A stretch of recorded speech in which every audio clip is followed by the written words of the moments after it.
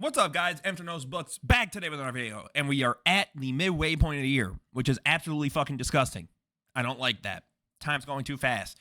But it also means we can discuss the debut novels, and I want to rank each of them 1 through 5. I enjoy all of these books, as you guys know. I have chronicled them into this channel. It is something I'm very proud of, honestly. And it's something that I love because it helps me put myself on to more and more people. So let's get right into it. By the way, I want to make something abundantly clear. I'm doing this numbered. This is ranked 1 to 5. This is not A, S, B, C. I don't like all that because I'm not trying to say that one is necessarily way, way worse than the others. But I also think that there is a little bit of a, I don't know. I love all of these books. I would not have made videos on them, and I probably would have made a statement about why I didn't make a video on the book. Because these are debut authors, and I think you have to give grace. Because, again, it's the first one. And I hate to break it, not everyone's Stephen King. Not everyone is, Brandon Sanders. Not everyone's going to have a debut that is just a fucking banger. So, before we get started, don't forget to like, comment, subscribe, and now let's get right into it. So, coming in at number 5, I have She Made Herself a Monster by Anna Kovalevska. I think that this book has lessened in my mind as time has gone on. Not necessarily like, this book is trash now, I wish I never read it. But after reading more debuts and enjoying things about those way more, it made me realize sort of how kind of disappointing this one was. I think the voice and the style of Anna's work is really good. I just don't think it matched what the story and everything needed to be. But I think her potential is still there. Like, if she made a different book that wasn't kind of, stuck on this like fairy tale, but it's a twist, and she kind of just did her own thing, I think this would be a significantly more fun book. Again, no disrespect to any of these authors, because these books I all pleasantly enjoyed. 200 Monas by Jan Sans, I believe it is. Let's just look. So you guys get the unfiltered Emster experience. Yeah. Jen Sans. I don't know. Sorry. Can't pronounce for shit. I really, really think that Jan has potential. I just think this book itself was all over the place in terms of its pacing and then the plot and what did it want to be? Did it want to be this book about grief? Did it want to be a comedy? Like an even funnier uncut gems. Like, it felt like this book was like 2 to 3 different books in one. But it felt like whenever she would hone in on it being one of those 3 things, it was really good. The problem is she never let it sit for the entirety of the novel. And again, I still enjoyed this book for what it was. I think it's still a very strong novel.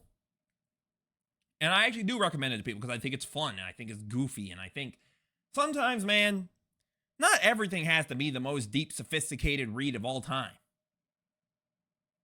Sometimes, man, it's okay to go, you know what? I read a fun fucking book this month. And I enjoyed it just as much, if not more, than these epic books or this big sci-fi series. Damn it, man. Have fun. All right? And 200 Monas is fucking fun. I don't care. Debate a wall. Shazwick of the Land by Ka Yi SOA. Shout out to Ka Yi again. I got nothing but love for her and her work and what she's been doing. And I'm very excited actually for the future of this series. While there were some things I had gripes with, I think her potential of the 3 I have listed is actually the highest. And that's not me just, glazing my friend or, someone I know. I think what Ka Yi does, it has real potential. And out of those 3 authors, I'm the most excited for hers next. And I don't think it would be necessarily close. Like, if I got some notification that all 3 authors were releasing in, February of next year, I would be most excited for Ka Yi's book. The first book, and again, I guess it's a bit different because this is a series, but even then, the potential of what I saw throughout this book and in talking to her and where she's getting feedback and everything, I think that she's a very intelligent person that can really put those pieces together and ascend her writing to the next level. And I think that Chazwick is such a fun character along with Mags, and I think that the world itself has so much potential, and I think that Kayi is really going to tap into that potential, and once she does, I think that second book is going to have some really, really, really good stuff. So again, this book especially I recommend to you guys because again, it's indie, it's very niche, and I have a lot of love for her. She's a very, very, again, that's not to disrespect any of the people I ranked below because I don't know these people, and that's not to attack their character or their work. But what she does here is really good, and I think, is it the greatest thing I've ever read? Nope. But I enjoyed it a lot for what it was, and I can see it becoming something even better. And I see where her writing and her prose and where her character work and the world building can really start to develop and mesh into a really incredible novel and series. So I believe she's working on something right now. I think she's working on book 2. On her website, she does like a Brandon Sanderson kind of thing where she like updates on what she's doing. And again, shout out to her. I'm so happy she got the official, she's able to get all the physical copies of the book out to people, which is awesome. But yeah, I'm going with Chazwick at the Land at 3. I think out of these 3, this had the most interesting plot. Definitely had the strongest character. Yeah, I think it had the strongest 2 characters for sure. I think, well, yeah, actually, no, for sure the strongest character to these 3. And the plot was super interesting. The world building, I don't even think it's close. Is by far hers was the best. I think that this was really, really, really good stuff. And now the top 2. And as I've been thinking about this video and as I've been working on all this, I lose sleep. Not really. It's never that serious. But I go, damn. Did I go Poet Empress? That's my book right there. Like, I've been on 2 to Ramble Discord. I got, I got Sherilyn and I got Tabitha to read it. I believe it's a Discord they're in. They did it for a book club. Preacher and all them got super into it. And I felt like the catalyst. All right. I have a very deep emotional, personal connection to that book. It felt like I helped put people on. Like, so it's very biased of me. But then I'm like, but was it a better novel than The Republic of Memory? And I'm not sure. Because these 2 authors are instant buys for me. Whenever The Republic of Memory next comes out, copping that shit. Don't care. Yeah, the next song of the Serafina or whatever, instant buy. Instant. Whatever the next Shen Tao novel is, give me that right now. I need it. I don't care what it is. Like, these 2 authors are instant.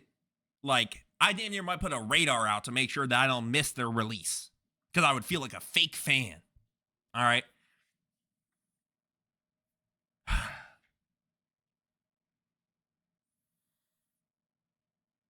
They each have their problems, for sure. The Republic of Memory, I think, takes a little bit to get going. Poet Empress at times felt like the ending could have been a little bit more. Fuck, man. Is this what it's like for parents and their the quote-unquote favorite children conversations?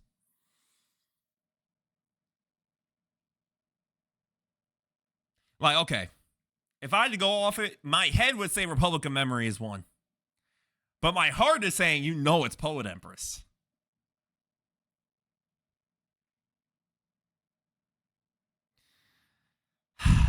But I love both these books, and I would do any and everything to tell people to read them. Because I think they're really good for what they are, and I think that they're really interesting worlds, and I think that these are authors that can become something really fucking big. And I want people to be a part of the wave. And I want these authors to get their time because I think what they're doing is remarkable. Fuck. Okay. I'm going to go Poet Empress at 2. I think in my heart, like, if I had to take out, oh gosh, I'm gonna go Poet Empress at 2, but it's really close. It's like the Boston Celtics in 2023. It's Tatum and Brown. It's 1A, 1B. Like, if you told me Jaylen Brown played the best in this series, I believe you, and I would probably agree. Or if some other series, you told me, hell no, Jason Tatum was the best player, I'd be like, hell yeah, you're right. But fuck, these two are so close. But I think like the second half of Republic of Memory and the ideas, and I feel like it's difficult though, because again, it is book 1 of a series versus the Poet Empress being a self-contained story. And both authors do certain things that I appreciate more for them than the other, which is fine. Because again, that's every author ever for any human being. But if I'd go off the debut novel, I do think Republic of Memory is number 1 and Poet Empress is number 2, but it's really close. Like, if you told me to flip them, I'd probably cave. Probably like, fuck it, yeah, let's rock with my heart. Let's go. But I think in my brain, in my gut, I know the Republic of Memory is number 1, but it's so fucking close. And if either of those authors are watching this video, thank you. Because y'all made me so happy to start this whole debut reading journey. And I could not thank you enough for what you have provided me. Because some of these stories, I am so excited to see what comes next from you guys. And to say that I've been there since your first book, damn near day of release for both, I was there. And I tried my best to promote it to people as far as I could. So, I appreciate, again, to all of these debut authors. I mean, no disrespect or anything. I think all of these books were really good in their own rights and in their own ways. And I'm excited for what each of you prepare to bring next. I really think BookTube and people in general should try this. Just try one debut novel a month. It doesn't have to be the longest thing in the world. None of these books were that long.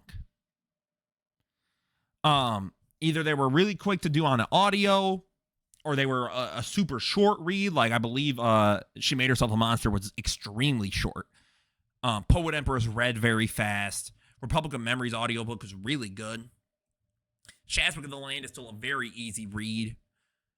200 Monas as well. Like, these are all books, guys, that aren't hyper dense. They aren't these 500, 600 page tomes that you have to dedicate yourself to. Please, please, please check out any of these books. I'll put the playlist in the description. I'll make a playlist, whatever it is. These books need to be talked about. So please, please, booktubers, people on BookTube Discords, whatever it is, find a debut book. We do have my next one that I'm going to be doing. I believe it'll come out at the end of the month, so the video might come out in July. In those first 2 weeks, I'm going to be very all over the place and busy. But it is called, hold on, because I just had it on me. It's called Close Relationships with Strangers. I'm extremely excited. The premise sounds really fun, so I'm so here for it. And as always, guys, this is Mr. Knows Books. Don't forget to like, comment, subscribe. If you have read debut books released this year, let me know your rankings. If you read all 5 books because I put you on, let me know your rankings. I appreciate each and every one of you. Don't forget to like, comment, subscribe. This was Mr. Knows Books. Peace out.